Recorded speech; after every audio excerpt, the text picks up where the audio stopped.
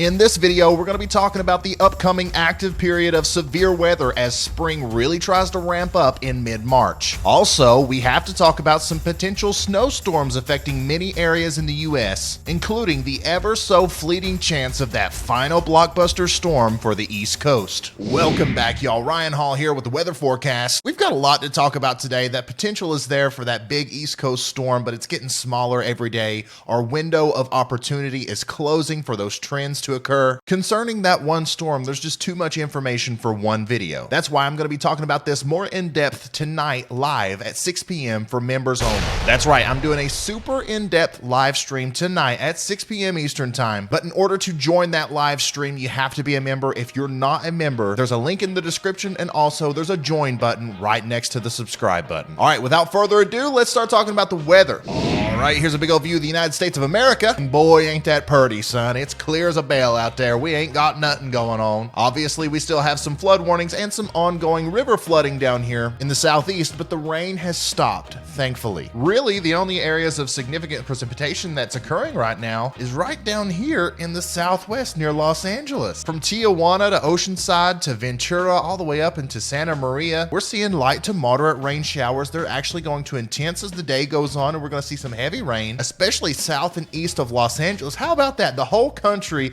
is just having favorable weather, but LA down here, they're the ones dealing with the rain and the storms today. That is just something else. But we shouldn't get too cocky, because that is going to come out through the Rocky Mountains and into the Midwest and eventually affect our weather for everybody else. Let's talk about that some more by looking at the weather models. All right, here's the Euro model. Let's go. Once again, if you want to follow along, right here's the date and time as I scroll through. That will continuously update. And here we are around the time this video goes up. Obviously, our rain is moving out from the Carolinas over here. That's going to go out to sea. And we've got our little disturbance over here in southwestern California causing some weather for them. But looky here, the majority of the United States, we're seeing some warm air advection. Really not a lot going on at all. There's no frontogenesis, no cyclogenesis. Hardly any sort of genesis is happening out there, which is good if you want that quiet weather. But like I said earlier, that's going to be changing. Let's go ahead and push this forward. And then as you can see, that storm system moves into the Four Corners region around tomorrow morning. And we're talking about a snowstorm for Utah, Colorado, Arizona, and New Mexico, especially in the higher elevations there. Obviously, they're going to be dealing with some heavier snow, but that may make it into central and eastern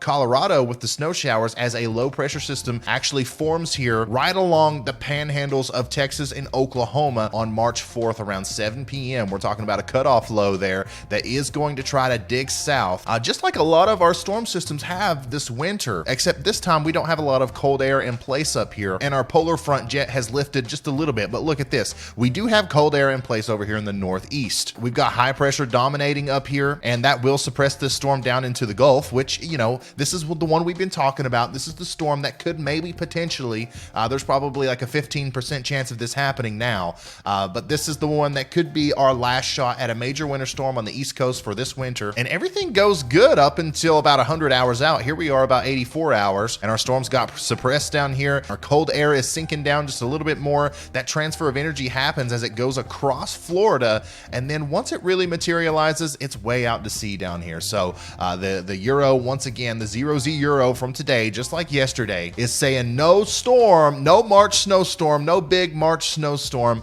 for the East Coast, at least not during the first half. I guess there's still a chance later in March for something to happen, but every day deeper we go into March, the lower that opportunity becomes, the lower the chances of that happening goes down. So like I said, I really think that this is our last shot, and it's not looking good so far. However, there are some things that still look good. Some of the ensemble models, some of the members of the ensembles are still showing a trough here that would support a storm. They're still showing a ridge back here that would support a storm. And I can explain all of this in greater detail if you don't know what's going on here on this map. If you want to hear me talk more about this, then make sure you become a member and you watch our live stream tonight at 6 p.m. Also, the cool thing about the live stream is we only have a little over 100 members. So even if they all show up and everybody's typing in the chat, I'll be able to respond to everybody. So if you have a question, that's a great place to ask it. Okay, so let's get past that storm. We do get some cold air coming up here into the northeast no matter what. Whether we get a storm or not, there will be some chillier air, especially for upstate New York, points north and east. And then let's get that out here. And then we enter another period of pretty quiet weather on March 9th. Once again, this is my birthday. And oddly, a lot lot of you guys said it was also your birthday.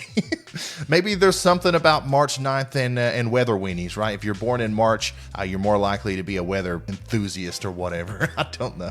But we do have a little clipper coming down through here into Quebec and Ontario that might bring some snow to the very interior regions of the Northeast. And then our attention's going to switch over here to the Pacific Northwest and the West Coast. Look at all that precipitation. We've got heavy snow in California all the way up through Idaho into Montana. That does materialize into an actual big snowstorm for Manitoba and Saskatchewan up here on March 10th. And we do get a little bit of that snow coming all the way down into Wyoming and Colorado. And we get a secondary low pressure system over here in Kansas. And that might spark up a severe weather outbreak. Look at this on March 11th. This is going to be the first opportunity of many for severe weather in mid-March, as we have a 983 millibar low pressure system here in South Dakota that's cutting to the northeast. We've got cooler and drier air behind it. We've got warm, moist air ahead of it. And look at this. You can almost see that comma-shaped squall line coming down as you get down into the southern areas of the United States, especially down here. I think that's where our best chance of seeing strong storms with this one would be as of right now. As you can see, we have some surface convective energy here available in eastern Texas and Arkansas. That's looking good for storms.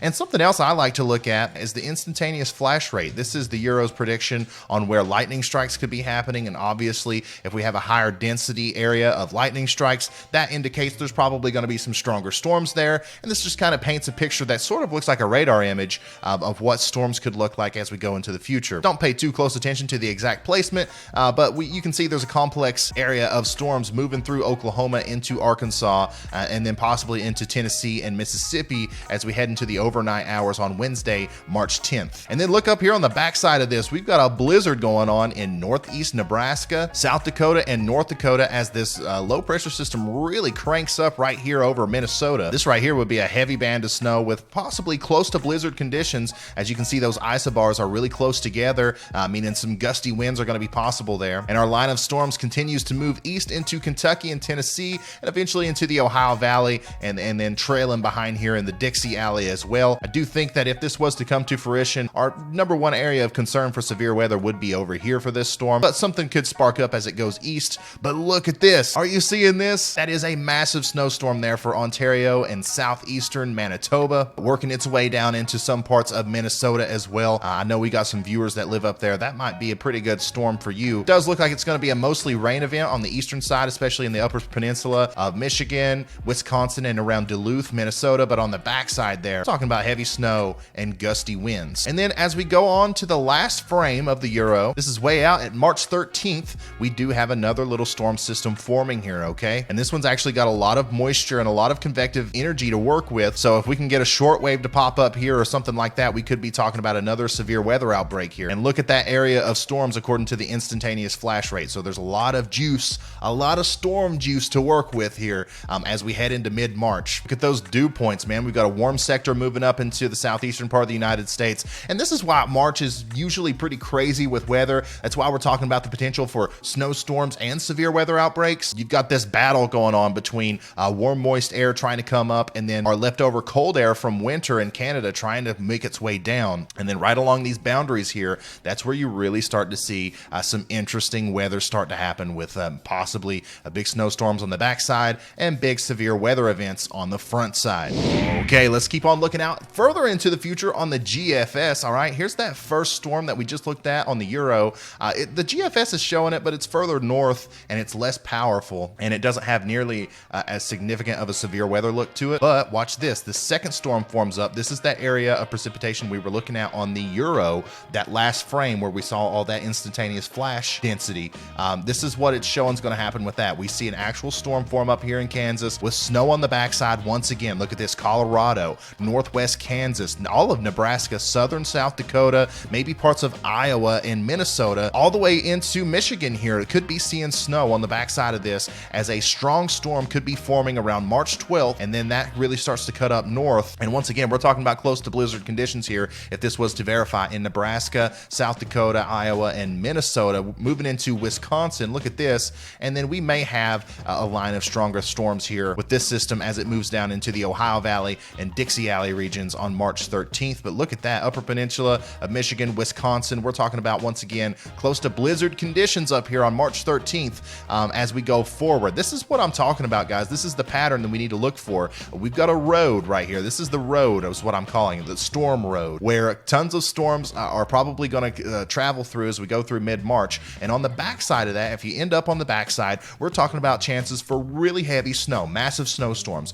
And if you live on the southern side, we're talking about potential severe weather outbreaks. What happens after that storm? You guessed it, another storm sparks up. And this one looks, once again, super intense for Minnesota, back and through here with the big snow showers coming through, the heavy snow and the gusty winds.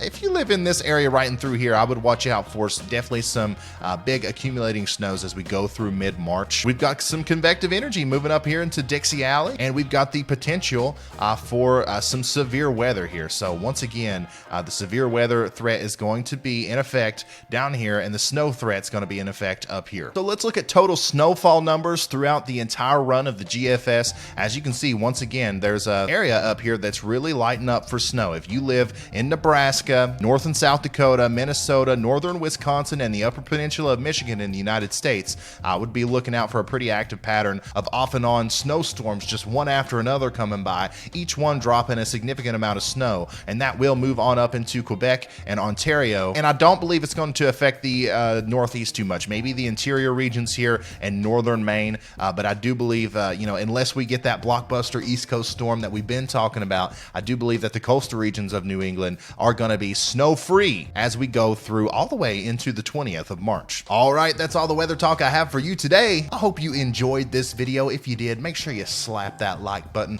subscribe if you haven't already, and turn those notifications on so you never have to miss a video, okay? Guys, I'm super excited about our live stream tonight. I love the sub community that we have with our members. Can't wait to see you guys there. We're going to be trying out some new things with the stream, so make sure you show up for that, 6 p.m. Eastern. But other than that, that's all I have for you. So I'll see you in the next one. Goodbye.